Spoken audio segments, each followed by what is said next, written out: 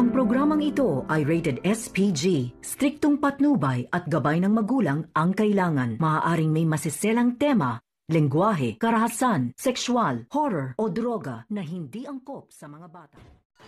Magandang araw mga kaibigan, narito ang ating update sa APJ Batang Quiapo. Ngunit bago pa man tayo mag-umpisa, paki-like at paki-subscribe naman po sa bago kong channel. Maraming salamat. Kinumbinsi nga ngayon ni Olga itong si Bubbles na sumama na lang sa kanya.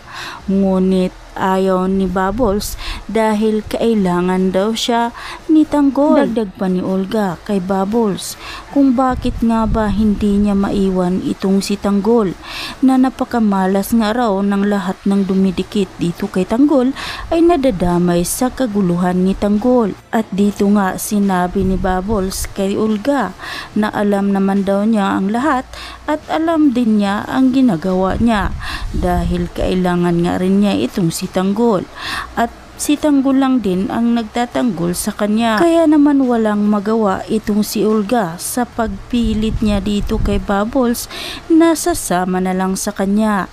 Kaya iniba na lang niya ang usapan nito. Kwininto na lang niya ang kanyang buhay dahil nga ay ayaw niyang mapahamak itong si Bubbles at kasama itong si Tanggol. Dagdag pa ni Olga kay Bubbles na napamahal na daw siya sa dalaga at naalala lang daw niya ang kanyang anak. Kaya naman sinabi ni Bubbles dito kay Olga na matagal na nga rin daw namatay ang kanyang mga magulang. Ngunit dagdag pa ng dalaga na sapat naman daw ang pagmamahal sa kanyang lola Bichay at sa kanyang lolo Celso sa kanya upang mapunan nga ang pagmamahal ng kanyang mga magulang. Ngunit iginiit nga ni Olga dito kay Bubbles na iba pa rin daw ang pagmamahal ng isang magulang.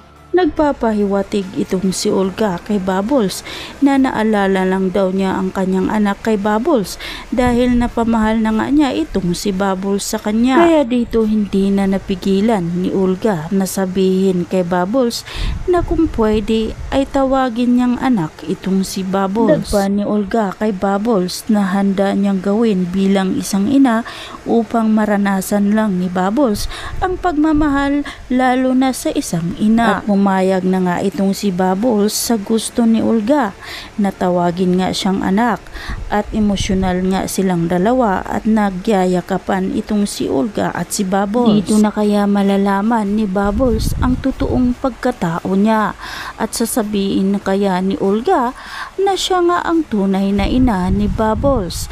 At ano kaya ang gagawin ni Bubbles kapag nalalaman na niya ang totoong pagkatao niya? Sa kabilang banda ay nagpapakitang gilas naman itong si David kay Senyor Bettina dahil nagpresentar pa ito na siya ang tutulong upang mahanap nga ang pumatay sa kanyang apo na si Pablo. Sinabi naman ni Senyor Bettina dito kay David na imposibleng may koneksyon nga daw itong bar na pinuntahan ni Pablo at ang nakilala nga daw ni Pablo na babae na nagngangalang Bubbles.